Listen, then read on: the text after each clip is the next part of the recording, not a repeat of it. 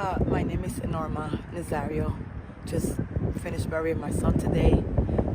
He died subway surfing, and this is quite popular amongst other um, teenagers. Social media needs to stop letting this underage young, teenagers from seeing and uploading. Subway surfing's been going on for a while, and Major Adams and TA needs to secure more their premises. So this won't happen to the next mom So and the next. is your point that it's too easy for these teenagers to be able to get on top of the trains? Yes. And what sort of things do you think that the MTA needs to do to help stop this happening again? The MTA needs to cover the carts, between the carts. That's how they be able to go up. And when it comes beyond the train stations, that needs to be more secure. Alarms, cameras, lightning. They have easy access. It's just they really work in there like if they do work for MTA, which is I didn't know that the MTA system was this easy to access. And could you tell us a little bit about your son? My son was a great kid, and it's unfortunate that he's gone due to, I believe, social media and the lack of security.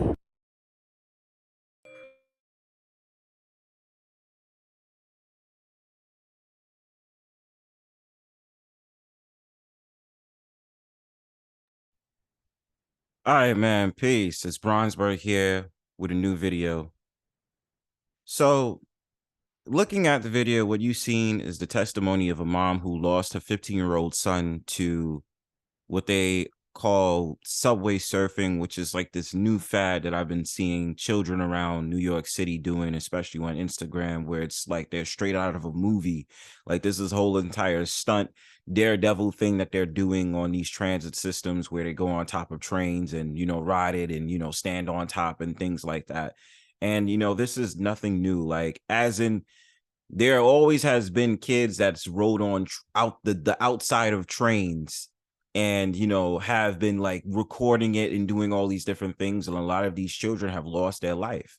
So the reason for me making this video today is to expose the social media craze, as also looking in the crates of where I believe I find it a little bit difficult of the woman wanting to sue the New York City transit system for something that her son decided to do as a 15-year-old who felt as if it was cool to go ahead and jump on top of a train, record it, or just want to be a daredevil when it comes to these stunts. Now, my thing is this is nothing new. And when it comes to any old transit system, not just the MTA, and especially if we know, as you know, back in the 80s, it was more famous for teenagers of that time to graffiti trains, deface the property.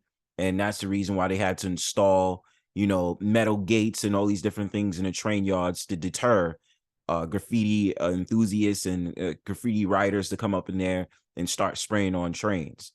So there's nothing different. And even still to this day, you still see people graffiti trains. You understand? So I'm going to share with you my thought process on the situation, in which we're going to go over the story itself, the reading portion of it, and I'll get back to being giving my commentary on it. So, Pete.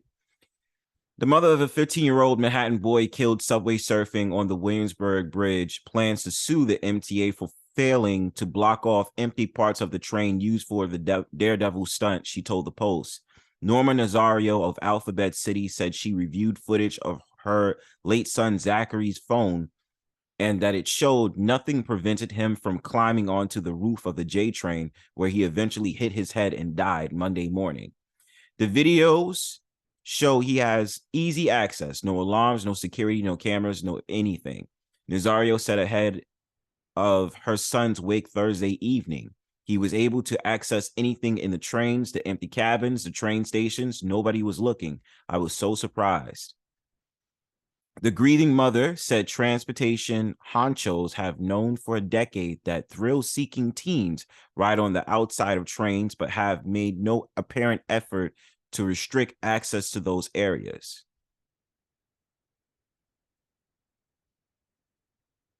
And so the funny thing about this is I think what she's trying to gear this on is the idea of negligence. Now, the thing about it is that on average, there is two personnels that operate a typical subway train.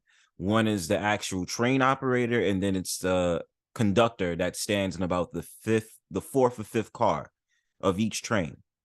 And the thing about it is, it's one of those sort of things where it's hard for me to dissect this in a way where I say, I don't, I could say there's ways of taking it where the idea of negligence is the reason she's probably suing the city for this. But at the same time, there are definitely signs that actually says explicitly, do not ride between train cars. Obviously, they know not to go on top of trains either. And obviously in a city, you can get a ticket for actually crossing train cars and stuff like that. And if they find you riding on top of a train, definitely. But the idea to say that there's easy access, yes, there's easy access because of the fact of the matter is just the tracks. There is no platform barriers or anything like that. And then on top of that, the fact of the matter is your son is directly responsible for his actions, which he understands. But at the same time, there are cameras operated every single place in the system. As if it's been noted, there's at least 400 cameras in the MTA system itself. So the thing about it is, more than likely, she's referring to the elevated structure of that part of the subway system where there isn't cameras. But at the same time, even outside, people can see that there's been all these random ass subway surfers that's been riding on top of J trains, especially across the Williamsburg Bridge. And there are camera systems on the Williamsburg Bridge. So to say easy access is true, but at the same time, that is the fault of your son. And then, of course, there's going to be new technology and all these different things that the MTA is going to implement in order to restrict the access to be on trains and stuff like that. But as it stands, this is the problem with I don't want to even say social media, because I mean, social media is always something to blame on why a lot of these children start to come into daredevil tactics or doing things that, would be revered as not a societal norm, or trying to take on these different things that they think is to be cool and all this other stuff, and giving them an adrenaline rush and all these different things. Kids are kids. And, they do stupid stuff, especially when they become into their teenage years, especially when they're, frontal cortex is developing and all those other things. But I'll say this, at the end of the day, the only thing the mother and the father could do is, steer the direction of their children, hopefully that they can advise their children to get into more things that doesn't require social media, so they don't have to be so profound into wanting to do those daredevil stunts like her son did. But, with the lawsuit, it's probably covering negligence, but at the same time, I would hold the son directly responsible, not the MTA, for this case. I would definitely say that, at the end of the day, the easy access is directly on the son, not the MTA system itself. But give me your thoughts in the comment section. Peace.